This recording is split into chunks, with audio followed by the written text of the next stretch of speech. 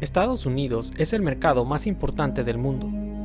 Con casi 330 millones de habitantes, su población es la tercera más grande del planeta y el primer consumidor a nivel mundial.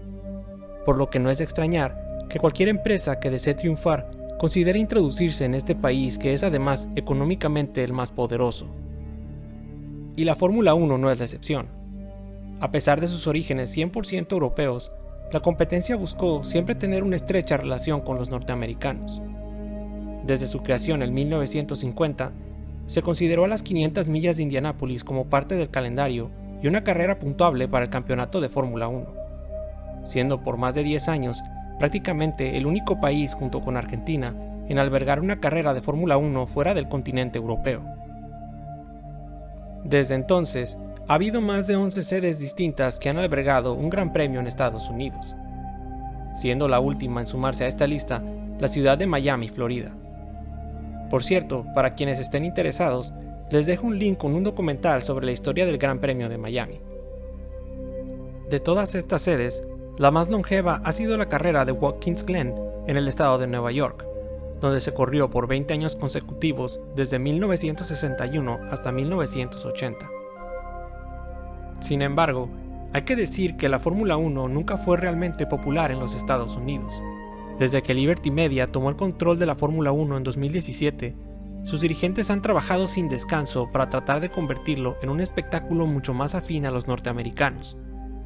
La Fórmula 1 pasó de ser un simple deporte a todo un show de televisión, comenzando con Brian Tyler, un galardonado compositor con amplia experiencia en el cine y televisión, a quien se encomendó la tarea de crear una espectacular melodía introductoria para la Fórmula 1. Por otro lado, en las carreras ahora se exhiben todo tipo de dramas con los radios entre pilotos e ingenieros para generar tensión en los espectadores. Se publican estadísticas y predicciones en plena carrera como para tratar de hacerla más interesante, similar a lo que ocurre en la mayoría de los deportes norteamericanos. Se promueve la interacción del público con votaciones para otorgar premios completamente irrelevantes como el piloto del día.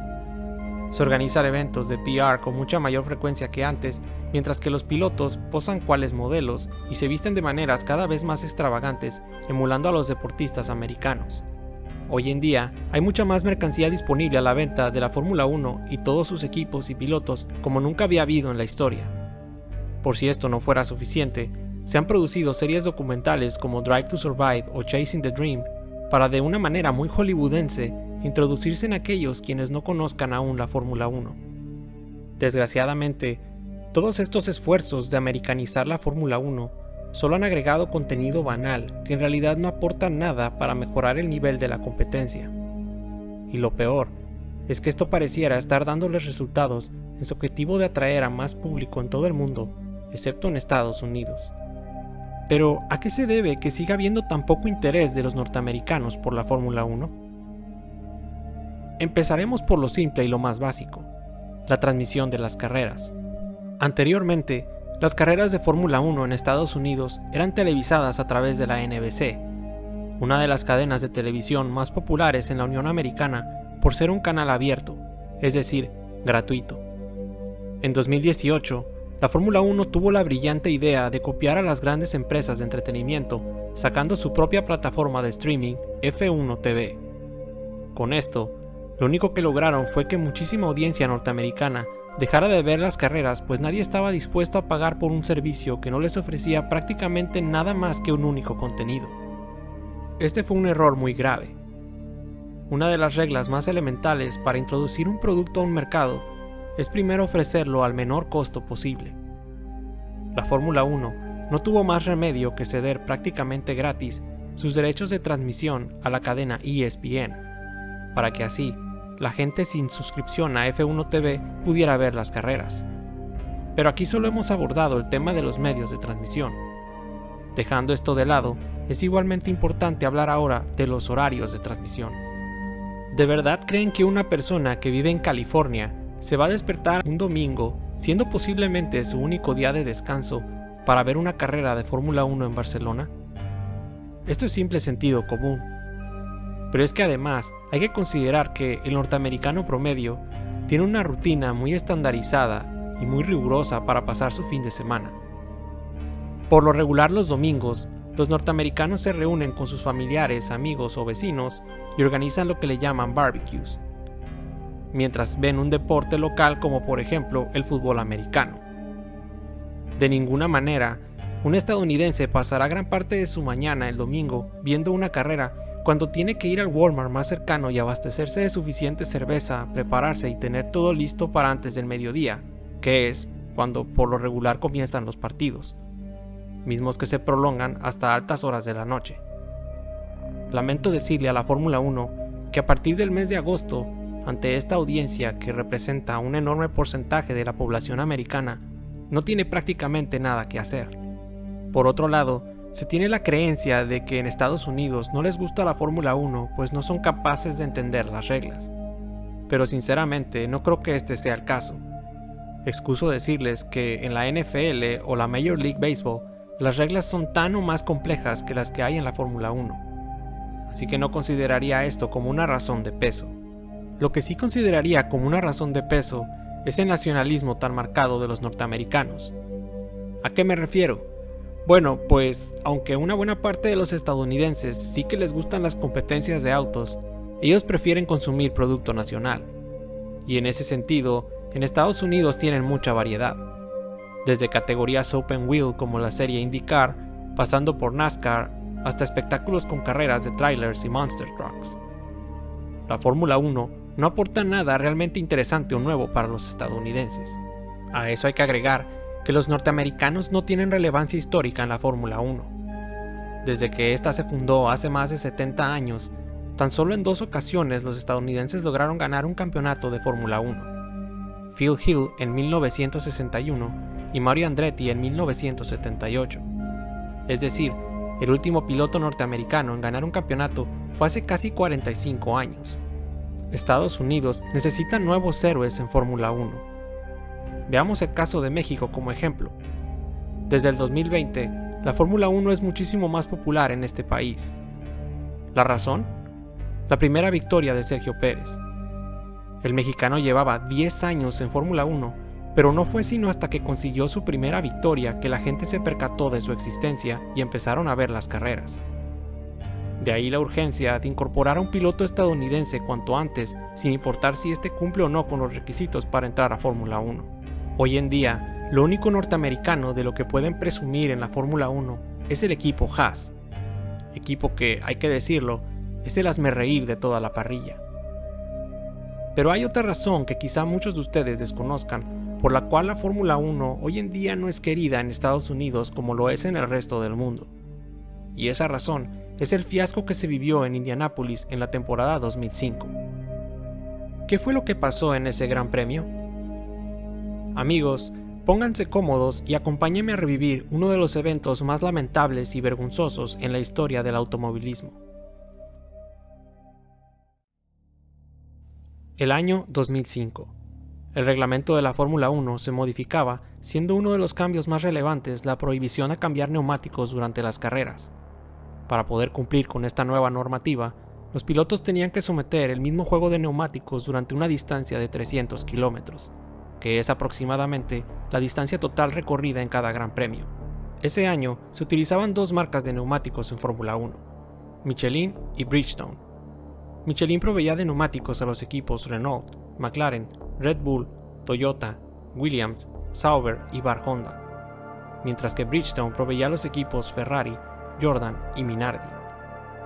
Si bien los equipos que mejor se adaptaron a las nuevas reglas fueron los que usaron neumáticos Michelin, estos presentaban una desventaja sobre los Bridgestone, que se evidenció por primera vez en el Gran Premio de Europa en Nürburgring, poco antes del Gran Premio de Estados Unidos. En el Gran Premio de Europa, Kimi Räikkönen del equipo McLaren se perfilaba como el favorito para llevarse la victoria.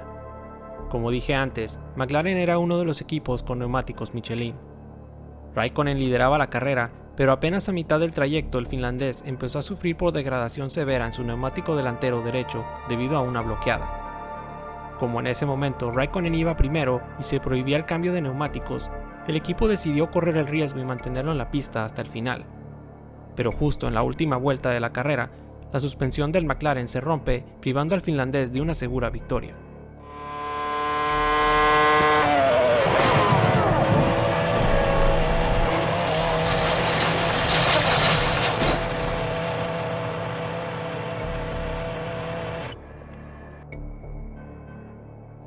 Pero, ¿por qué se rompió la suspensión del McLaren?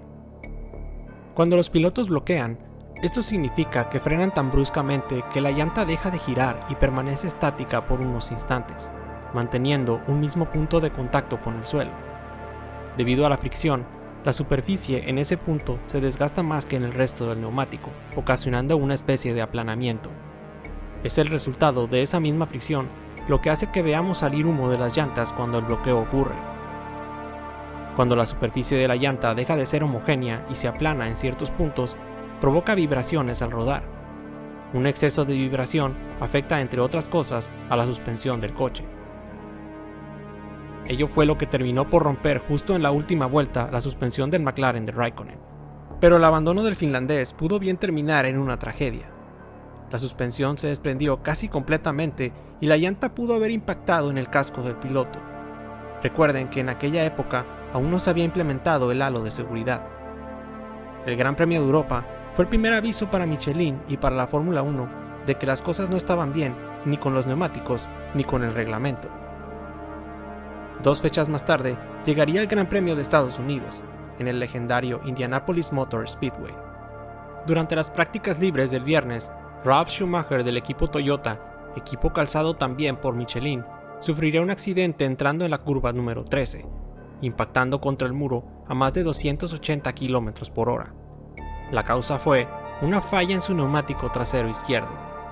El golpe fue tan duro que lo dejó inhabilitado para el resto del fin de semana, por lo que fue reemplazado por su compañero Ricardo Zonta. Apenas unas cuantas vueltas más tarde, el brasileño correría con la misma suerte que el alemán por exactamente la misma causa: falla en el neumático trasero izquierdo. Michelin reportó más de 10 casos similares en la misma sesión, lo que hizo evidente que sus neumáticos no eran aptos para competir en ese circuito.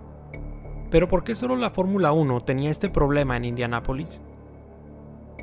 El Indianapolis Motor Speedway normalmente se utiliza para competencias de automovilismo estadounidenses como un óvalo donde los coches van con el acelerador a fondo la mayor parte del tiempo, prácticamente sin frenar.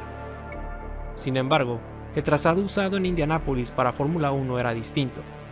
Este incluía curvas, rectas, chicanas, etc., lo que evidentemente hace necesario frenar más y en consecuencia que se tenga mucho mayor desgaste en los neumáticos. Por otro lado, los monoplazas usados en la IndyCar están menos cargados aerodinámicamente que los Fórmula 1.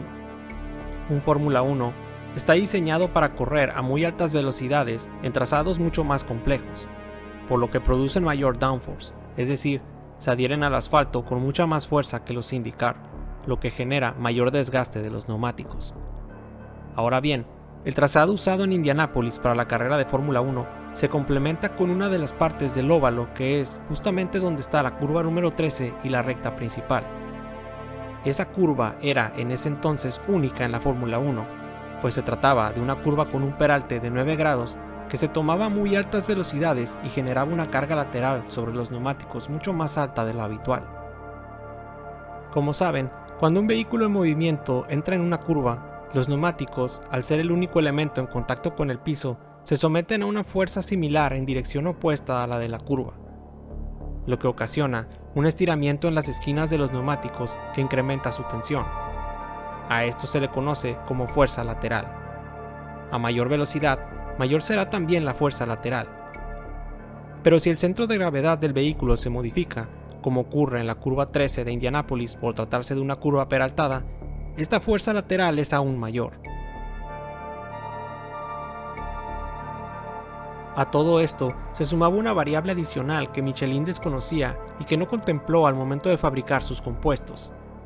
El asfalto en Indianápolis ese año había sido remodelado por temas de seguridad usando una técnica llamada Diamond Grinding. Como resultado de dicha técnica, se dibujaban en la pista pequeñas ranuras paralelas a la dirección del circuito que ayudaban a los vehículos a tener mayor estabilidad en condiciones de pista mojada, evitando lo que se conoce como aquaplaning, pero al mismo tiempo incrementando la fricción en las curvas. A diferencia de Michelin, Bridgestone conocía muy bien las condiciones del asfalto gracias a su subsidiaria Firestone, que era la proveedora de los neumáticos que se usaban en la IndyCar Series, por lo que sus coches no presentaron problema alguno. Negligentemente, Michelin había hecho tan solo simulaciones y no pruebas reales en ese circuito, por lo que sus neumáticos claramente no cumplían con la especificación de seguridad. Con tan poco tiempo disponible, para Michelin era imposible modificar sus neumáticos para que estos pudieran soportar las cargas laterales en Indianápolis.